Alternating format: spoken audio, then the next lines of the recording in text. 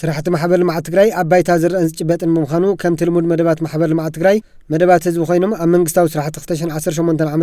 ኣካቲቶም እናገምገሙ ንኽፍጸሙ ኩሉ ዓይነት ጻዕሪ ከም ዝገብሩ ተሳተፍቲ ዓመታዊ ገምጋም ኣፈጻጽማ መደባት 2017 ቀጸልቲ ኣንፈታት በጀት ዓመት 2018 ማሕበር ልምዓት ትግራይ ኣመልኪቶም ዝዘተዩ ኣባላት ኣመራርሓ ቦርድን ኣብያተ ምኽርን ዞባ ሰሜን ምዕራብን ትግራይ ገሊጾም ኣብቲ መድረኽ ዝተረኸቡ ኣቦ ወንበር ቤት ምኽሪ ዞባ ሰሜን ምዕራብ ትግራይ ኣይተ ወልደ ኣብርሃ ገብረ ጻዲቅ ኣብ ዘስምዕዎ ዘረባ ሕልፉን ህልውን ስራሕቲ ማሕበር ልምዓት ትግራይ እንትልዓል ቅድሚ ኩናት ህዝቢ ወዲብካን ዓሲልካን በብዙሕ መዳዩ ተሃስያ ዝነበረት ትግራይ ዳግም ንምህናፅን ስሉጥ ልምዓት ንምርጋፅን ዝተኸደ ነዊሕ ጉዕዞን እወንታዊ ውፅኢቱን ናብ ቅድሚት ይመፁ ኣብ ዞባ ሰሜን ምዕራብ ትግራይ ኣብዚ እዋን ገጢሙን ዘሎ ከቢድ ዕንወት ዳግም ንምሕዋይ ኣብ ዝግበር ምንቅስቃስ ድማ ህዝቢ ዞባ ሰሜን ምዕራብ ትግራይ ኣብ ጽላል ማሕበር ልምዓት ትግራይ ክዓስል ግባር ኣብ 2018 ዓ.ም ኣብ ዳግም ህንፀት ኣብያተ ትምህርትን ጥዕናን ህፃናትና ማዕድ ትምህርትን ምላስን ካልኦት ኣብቲ ዞባ ዝስርሑ ስራሕቲ ዝያዳ ውፅኢታዊ ስራሕ ንምስራሕ ግቡእ መሪሕነት ዓሪፍዎ ክስራሕ እዩ ኢሎም ማሕበር ልምዓት ትግራይ ክበሃል ከሎ ናብ ርእስኻ ዝመጽእ ልምዓት እዩ ሕዚ ኮይና ካል ኣብ ርእስኻ ዝመጽእ ማሕበር ልምዓት ትግራይ እንተልካ ኣብ ሕውየትን ኣብ ዳግም ህንፀትን ስለ ዘለና ናይ ዳግም ህንፀት ስራሕቲ እዮም ዝመጹ ብፍላይ ኣብ ጽገናን ተጀሚሮም ዝነበሩ ሓደሽቲ ማሕበር ልምዓት ትግራይ ተጀሚሮም ዝነበሩ ዓበይቲ ትርጉም ዘለዎም ቤት ትምህርቲ ናይ ሽራሮ ኣለና ናይ ሽረ ተጀሚሩ እዩ ቀልጢፍና ንስውን እዚ ዓመት እዚ ክንውድኦ ዘግብር ስራሕን ካልኦት ናይ ትምህርቲ ክጽገኑን ክሕደሱን ዝግብኦም ስራሕቲ ምስራሕ ታይና ክንሰርሕ ዘለና ብማሕበር ልምዓት ትግራይ ቢልና ብደንቢ ክንሪኦ ጽቡቕ ዝተጀመረ ኣብ ኩሉ ከባቢ ተጀመረ ግን ኣብ ከተማታት ተጀሚሩ ዘሎ እዚ ናይ ስኩል ፊዲንግ እውን ተኾነ ምስ ማሕበር ልምዓት ትግራይ ዘለዎ ዝምድና ምትእስሳር ዓብዪ ምዃኑ ተረዲእና ልዕሊ ኩሉ ግን ኣብዚ ዓመት እዚ ኩሉ ኣብ ሰሜን ምዕራብ ዝርከብ ህዝቢ ኣብ ማሕበር ልምዓት ትግራይ ክዕስል ዝግብር ምርድዳእ ክዕስል ዘኽእል ውሳኔ ወሲና ክንወፅሉ ዝግባእ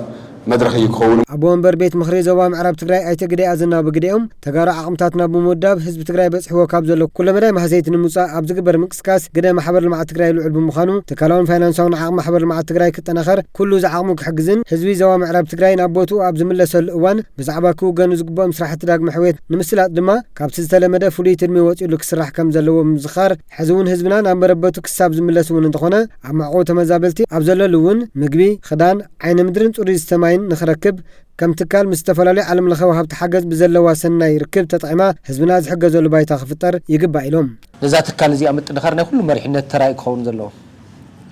ባይዘወይ ገጢምና ዘሎ ፀገም ክንቀርፎ እንተኾይልና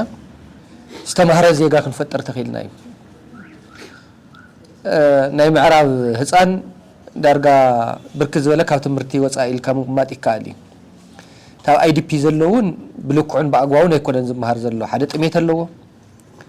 መምሃሪ ማተሪያል ፀገም ኣለዎ ክዳን ፀገም ኣለዎ ግቡእ ቤት ትምህርቲ ይረክብን ዘሎ ካብ መረበቱ ተፈናቂሉ ስለ ዘሎ ናይ ዓዱ ናፍቆት ኣለዎ ይማር ዘሎ ነዚ ጉለት እዚ ሽፍን ትካል ድማ ዝዓበየ ሓላፍነት ዝወስድ ማሕበር ልምዓት ትግራይ እዩ ተፀገምና ብዙሕ ከምቲ ዝበልክዎ ናብ ዞባ ምዕራብ ትንምለስ ዝተፈለየ ፕላን ክትሕዙ ዝተፈለየ ፕላን ከድልዩ ነስ ፕላን እዚ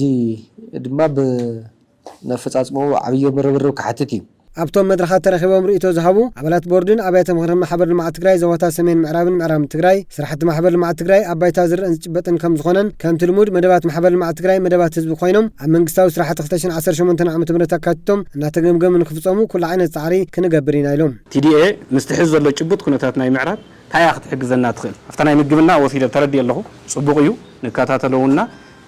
ጽቡቕ ኢሉ ዝወስድ ማለት እዩ ግን ኣፍቶም ቦታኦም ዘለዉ ወረዳታት ዘዋታት ካልኦት ናይ መሰረተ ልምዓት ይኹን ናይ ጥዕና ትካላት ይኹን ናይ ትምህርቲ ትካላት ይኹን ናይ ትምህርቲ ማተሪያላት ይኹን ኣብ ምምላእ ጽቡቕ ስራሕቲ ትሰርሐላ እያ ቲዲኤ ዋላተን ፕሮጀክታት ኣብ ንምምላእ ዝግበር ዘሎ ወፍሪ ጻዕርታት ንሱ ከም ዘሎ ወሲደ ግን ሕዚ ምስ ጭቡጥ ነባራዊ ኩነታት ናይ ተመዛባሊ ናይ ምዕራብ ቲዲኤ እንታይ ክትሕግዘና ትኽእል እዚ ጥራሕ ኣይኮነን ካልኦት ማለት ምሕታት ጥራሕ ዘይኮነን ማሕበር ልምዓት ትግራይስ ናስራሕኻ ብመቺንግ ፈንድ ክንደየናይ ንቅድሚት ክንከድ ከም ንኽእል ዝዓመት እዚ ከም ዞባ ዝኾነ ነዚ ፎከስ ተይብናስ ካብኡ ብላዕሊ ሓፍ ከም ነብሎ ዘርአየኒ ግን ኣነ ኣብቲ ናይ መወዳእታ ዝነበረ ርብርብ እዩ ናይ ኮምፒቲሽን ንሕንሕ ተፈጢሩ ነይሩ ንሱ ካብ ሰናይ ዓንተው እንተዝኸውን ንሱ ካብ መጀመርያ ኣትሒዝና ናብ ኮምፒቲሽን ተነእትዎ ከም ዝበለ ህልኽ እንተንሕዘሉ እቲ መደብ እዚ ካብኡ ብላዕሊ ምኻድ ይከኣል እዩ ዝብል ሓሳብ ወሲድና ንሕና ኣብዚ መፂና ዘለና ናይ ከተማ ሸራሮ መሪሕነት እውን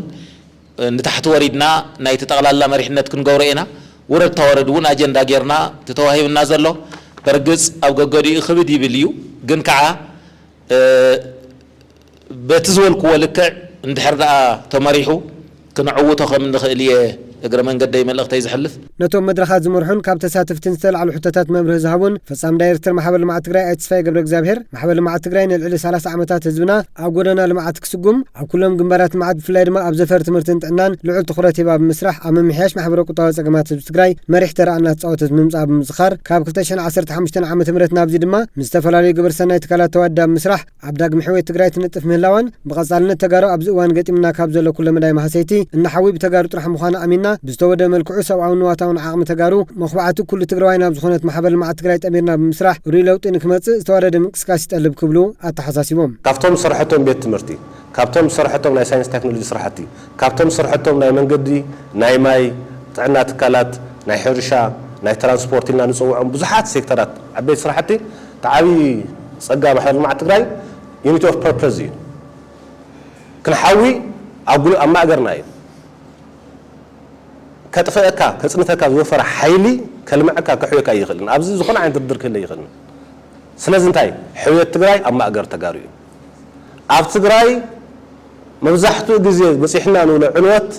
መጠናው ገርና ኢና ነውግዖ መጠናው ዕንወት ሓቂ እዩ ንትግራይ ጎዳኢ ዝኸውን ዕንወት ግን ዓይነታው ዕንወት እዩ ዓይነታው ዕንወት እንታይ ተልና ስርዓተ ትምህርትና እዩ ስርዓተ ጥዕናና እዩ لعل كلن قدم كلن كعلى سوشيال فابريكنا ويم محبرسواوي كبرتاتنا نزي سوليديفاي غيرنا مدحان مس نخእል معباي نخእል مهلاو نخእል زبل مرعي امبورطانت سلو زخون زون فاكتس زيهم كم حبرتسب او صلال محبر المعات تግራይ سوليد كوين كان يمخات سراح حبرتسب انستيشن يزعسل حبرتسب خبرتات يزعسل سو كافتم زلونا كبرتاتن انستيشناتن توساخي انستيشن كوينو كونتريبيوت እንዳገርና አጥፍና خنحاول نخእል مرأي از امبورطانت ማለት እዩ أمازازم إتهم مدرخات أبا فزاز ما مدبات محبر لمعات تجراي زواسة من معراب تجراي بلوزات فزاز ما نزرع ورداتات أسجدة تحتاج قرارن كتما شرارن عبي لابتوب نورداتات سيم تأديابون كتما شرن داسلاسن ميني لابتوب كمون بلوز فزاز ما سرحن زرع ورداتات زوا معراب تجرايون سلما سيرتيفيكيت تبركيت لنيو